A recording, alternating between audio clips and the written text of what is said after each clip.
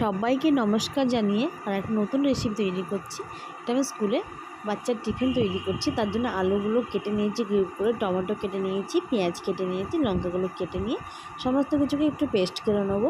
পেস্টটা আমি অন্য পাত্রে ঢেলে নেবো। লবণ, চিলি ফ্লেক্স, হলুদ গুঁড়ো, জোয়ান, ধনেপাতা। চিলি ফ্লেক্স না থাকলে আপনারা শুকনো লঙ্কা ভেজেও দিতে পারেন। তো ময়দা নিয়ে নিচ্ছি। এর ময়দাটাকে হালকা হালকা জল দিয়ে একটু ব্যাটার তৈরি করে নেবো।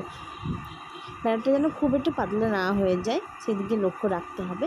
এবারে আমি কড়াইয়ে ঘি বা তেল দিয়ে এটা আমি গোল আকারে করে নিয়ে এবার এপিঠ ওপিঠ ভালো করে সেঁকে নিচ্ছি।